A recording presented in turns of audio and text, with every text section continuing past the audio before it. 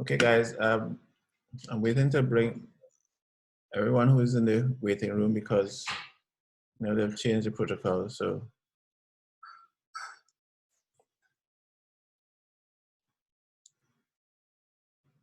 there are people who are in the waiting room requiring my consent to join.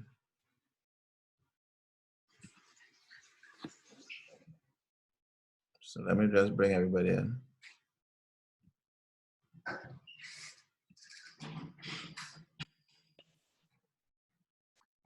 Mayor. Yeah, Belinda. Okay, guys. I have 7. We're missing some people still.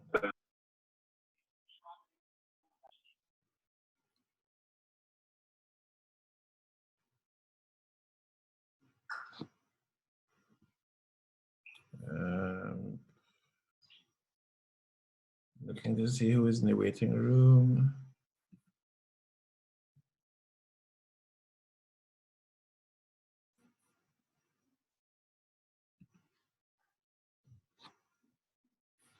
Okay, I need to bring in Vonnie.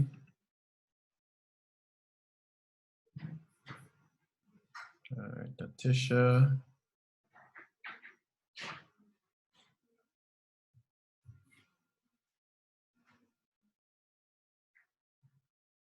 Hola.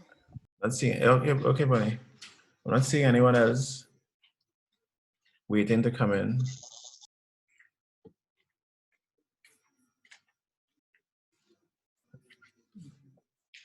I'm not seeing anyone else waiting to come in. We have 9.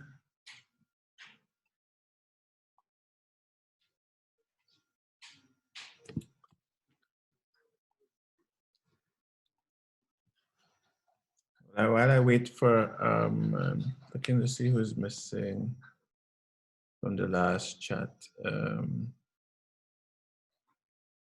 Belinda is missing. Belinda's here. Carmel is missing. Oh yes, Carmel is missing.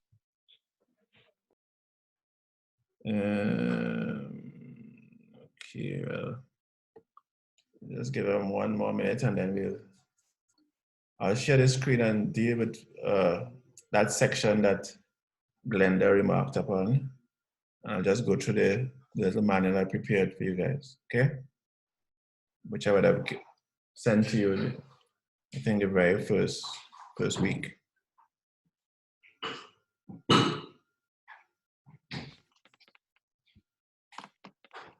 All right. Okay. The thing is that when I share my screen, it's difficult to see people who are waiting in the waiting room, so I'm just gonna wait 1 second and do that then.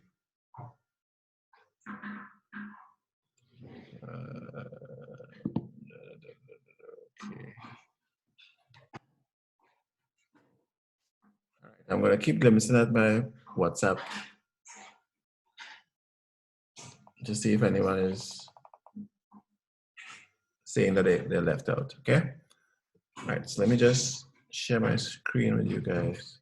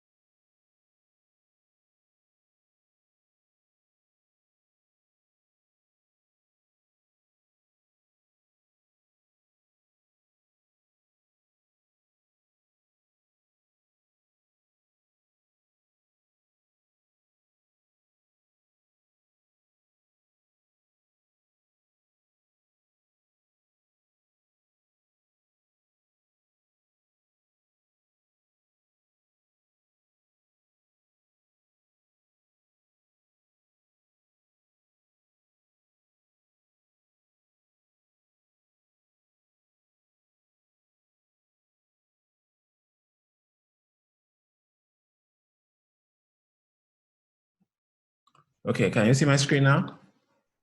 Yes, we can. Yes, Okay. we can. Great. Yes. Okay, so does this section look familiar? Did I send you guys this? Anybody recognize this? It's part of the manual that I sent you. All right, well then let's just, I'm gonna send the whole thing over again, so don't panic. All right, so we're saying that CSOs must operate within the legal and legislative boundaries, and although the genesis of these organizations is rooted in independence and limited bureaucratic structures, modern day operations require external legitimization. I want that to sink in, because earlier Karen was talking about the informal, the informality and, the fact that you want to be able to be less bureaucratic and to move swiftly and so, but given the kind of resources that these organizations control, it's hard to leave them unregulated. Is everyone clear on that? What I mean by that? Yeah, I am.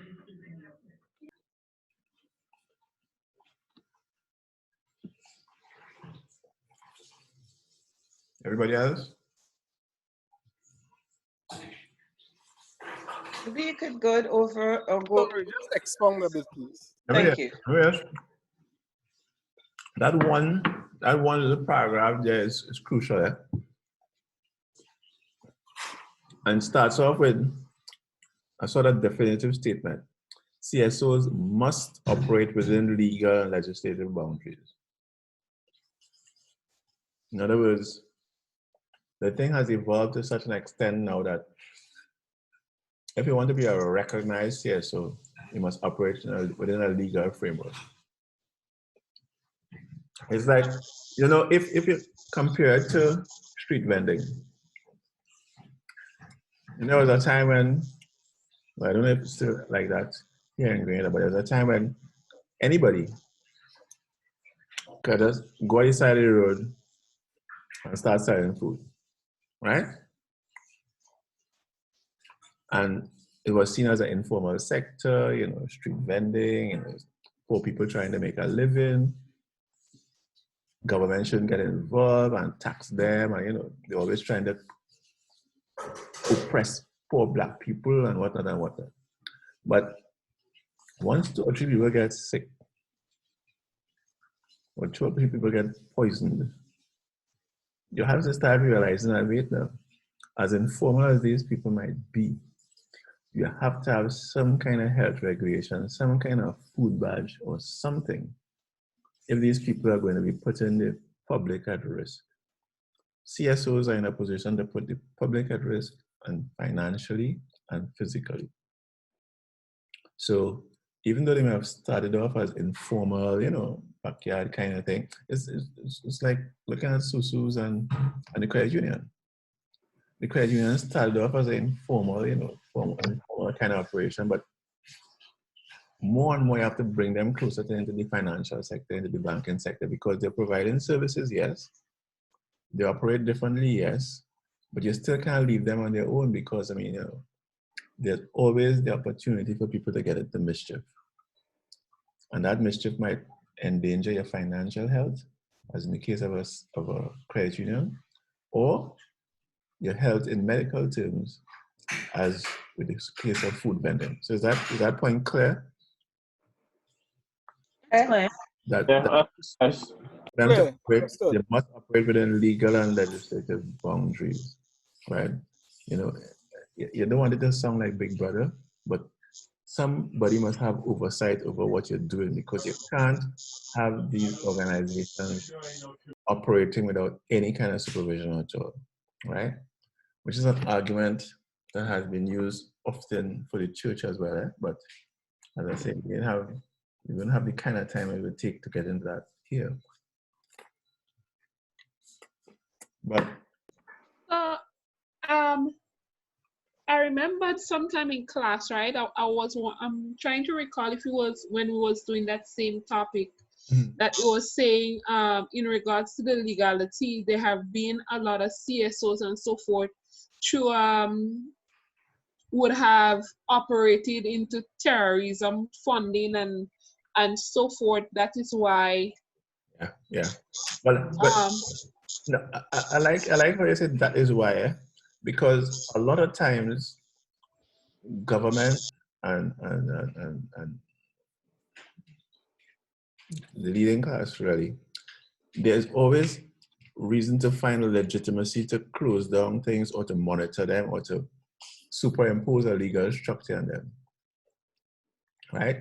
Once credit unions got so big that they started to not only threaten banks, but start pulling resources away from the financial structure. Everybody got interested. Ministers of finance got interested because they wanted to know all that They money want to get circulating here. Yeah. How come we have no control of what is going on there? Same thing with the food, with the food sector, right? There was always this need to regulate them, but you needed, if not a public health outbreak, you needed some legitimacy to stand down and say, you know, from now on, you can't sell unless you have a food badge. Because in the absence of an outbreak of cholera or something, it looks as if you're just being oppressive, you know. And you say, oh, well, why I had to waste time to go into town to get a badge when I'm just trying to make an honest living, right? So usually they use an event, usually a catastrophic event, usually something that endangers public order, public health, and they use that now as legitimacy to do what most governments had in mind anyhow, which is to be sure that there's no sector that is going about the place without some kind of supervision. Because, I mean, as a Minister of Finance, you would want to know what is going on in your country. You know, you can't have literally underground financial systems working, you know, that you don't have any control over. So that was a long way to say, Natasha, that eventually, if you want to put things under control, you have to have a legitimate, a trigger to do it. And then in terms of international operations and so on, the transfer of funds internationally, that's where the whole anti-terrorism thing came in. And you cannot find any document nowadays that does not say that you're forbidden from using these funds for terrorism. It has to be specifically stated, right? So in GCF documents and even in your SGP documents, and so there's always a thing that says that the funds are going to be used for the purposes intended and not for terrorism.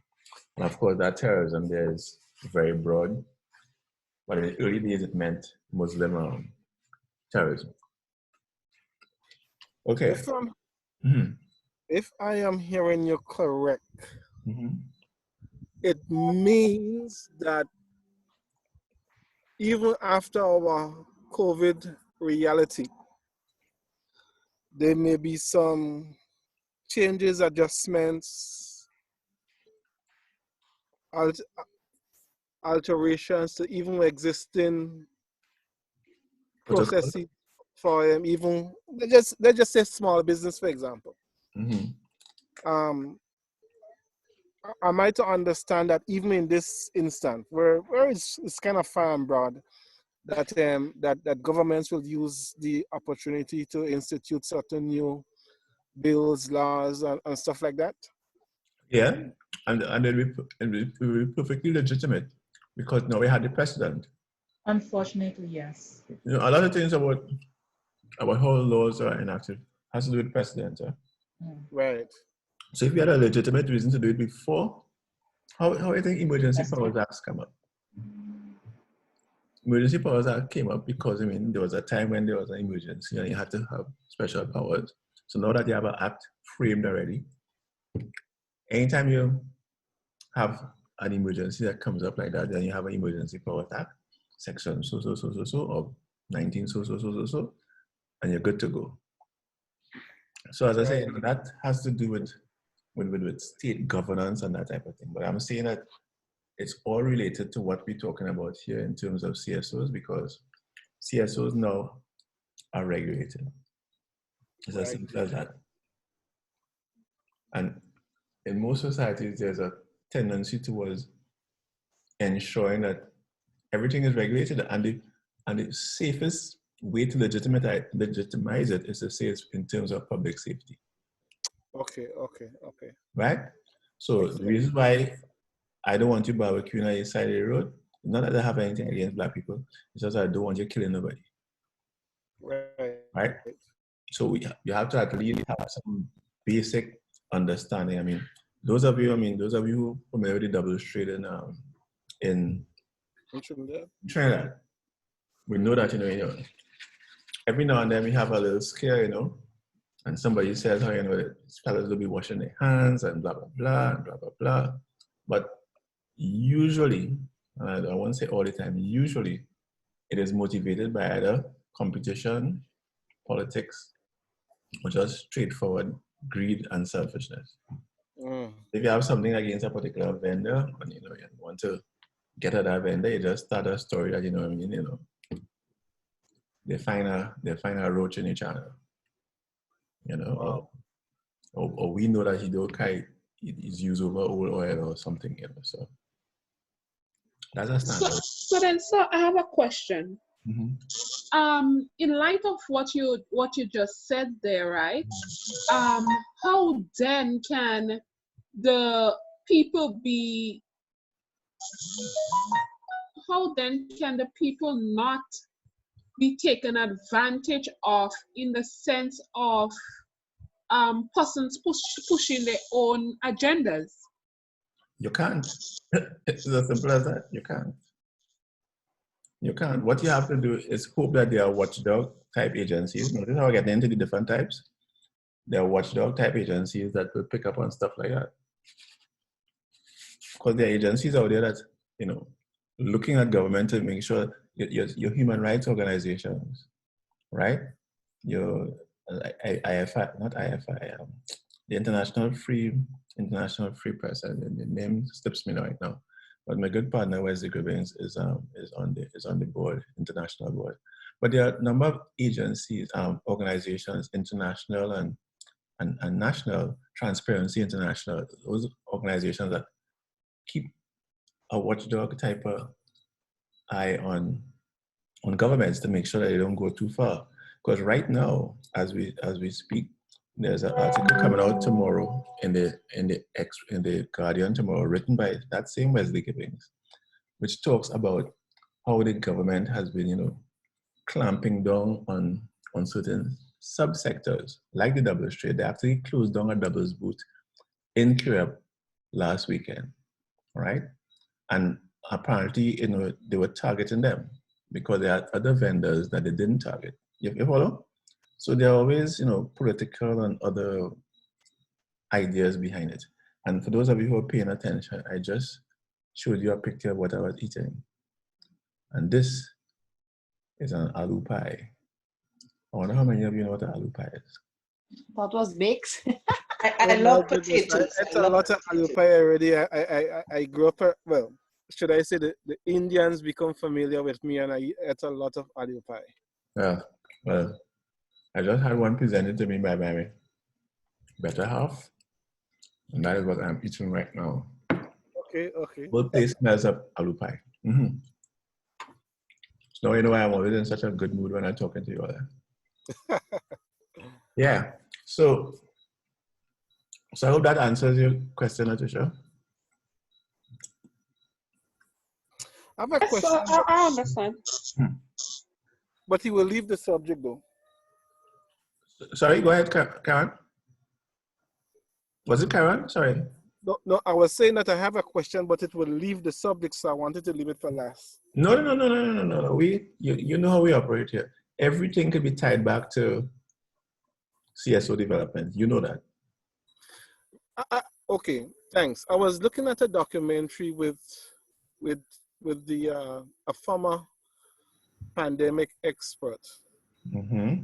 predicted that the world would have seen a pandemic like it's seen now a couple of years ago. I think Okay, it's talking about Bill Gates, and I hope you ain't going to go no, the whole, definitely not Bill Gates. the Not that, whole, not Bill Gates. the whole mark of the beast route. Oh, okay, good, right. Oh no. Right, okay, right. But what that expert was making the point is that government system, let's just say how the WHO works now, is that no single person can report to the WHO. It is health issues are reported by countries. And that itself creates a whole heap of red tape, and arguably like what happened with China. When one doctor seeing something and trying to flag it doesn't get to the WHO because it's not a country. Right. Yeah. But if you had a kind of, let's just say a CSO for now, a CSO, that is localized in every country, and then those information is put into a major database. They analyze it, and then they're able to take it from there. It will be shorter time, and it will create political issues. Let me put it exactly in the context. If you had a free and independent press in China, we would have known about this from the get-go. Right. End of text. Right. Because once one doctor blew the whistle and said, here now, this is going on. I'm not saying that he still wouldn't have been imprisoned, but at least the word would have gotten out. Right. Because in the so-called greatest democracy out there, one Navy captain saying that, he has a problem on a ship with 1,000 people could get him fired. But it doesn't keep it quiet. That's the difference. Right, yes. With a free press, you get to hear about it. Right. People get to ask them, and then they have to make up reasons why they, make up reasons to legitimize it. Nobody in China had to make up a reason to explain why the doctor was in prison. Because nobody's asking any question. You follow? Right. There's nobody authorized to ask the question. In the US, given their many flaws, which we don't have time to talk about, right? At least it got out. So the press knows that, he was fired, right?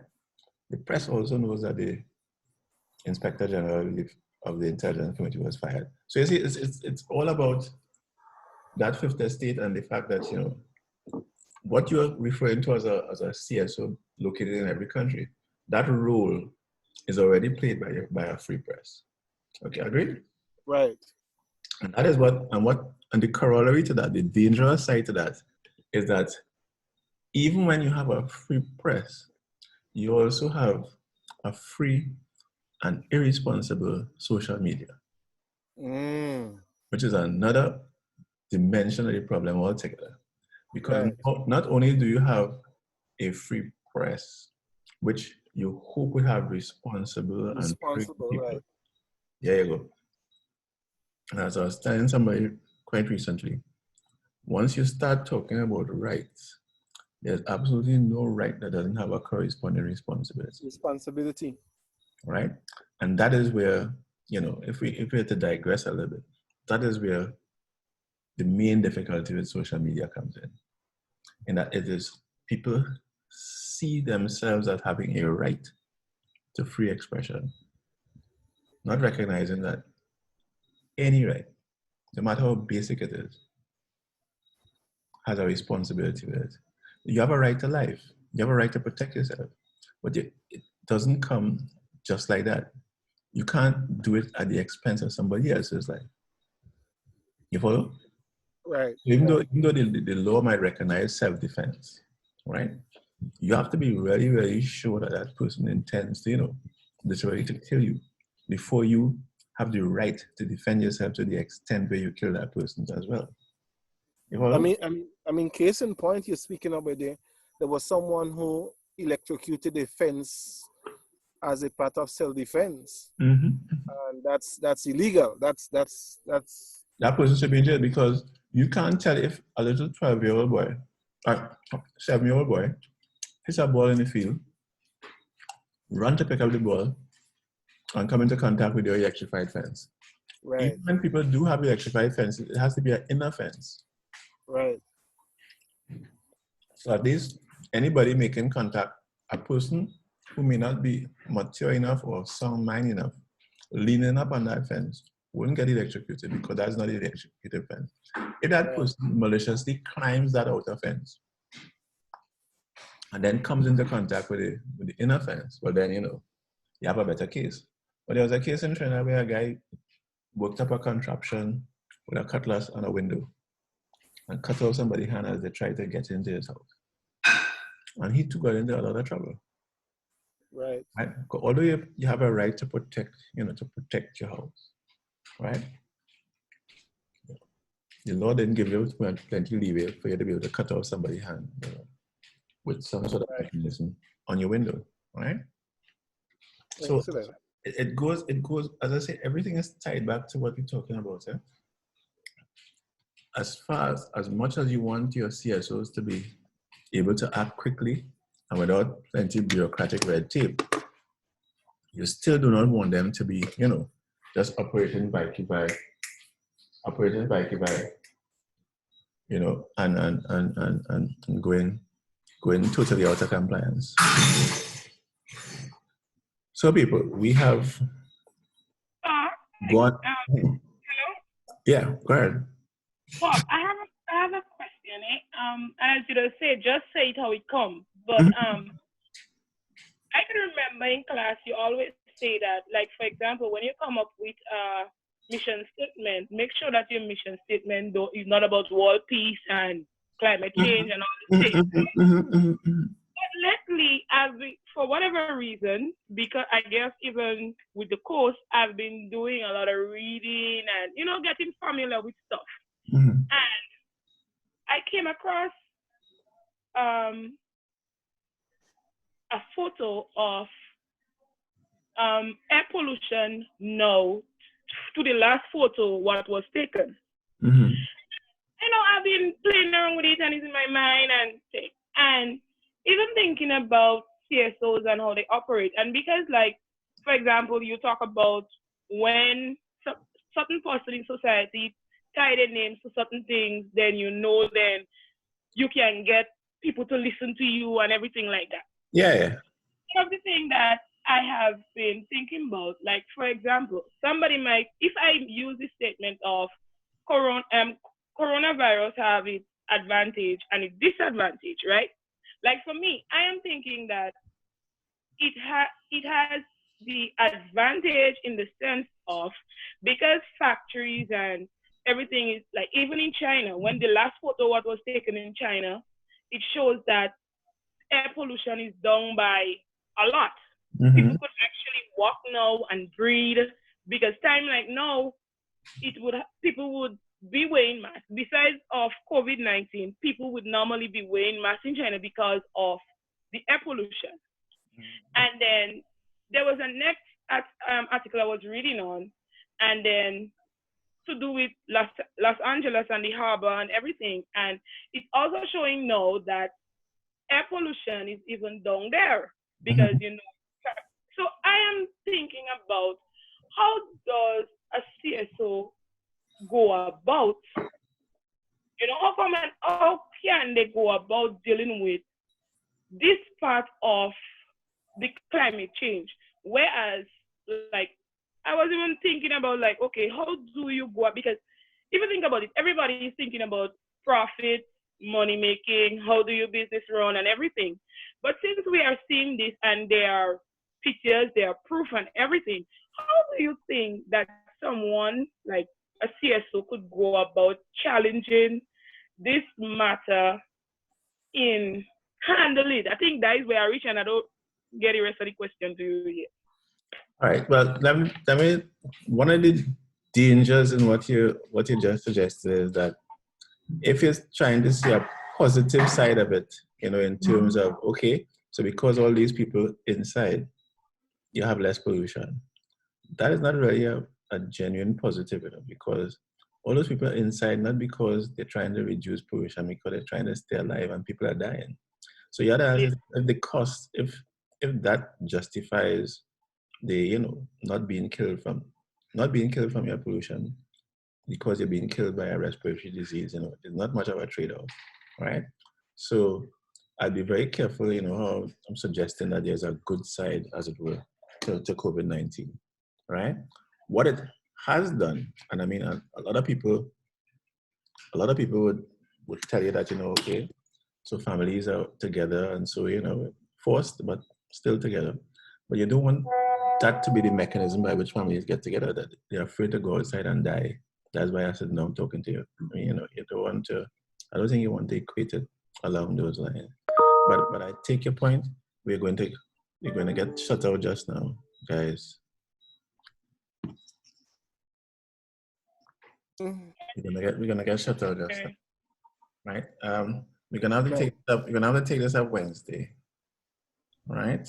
Or maybe tomorrow, because we could merge the two courses. We don't have to stick to Monday, Tuesday, Wednesday. All right? Excellent. Thanks very much. Let's Okay. put off here. Remember that point in idea. We're gonna come back on that tomorrow. Okay, guys.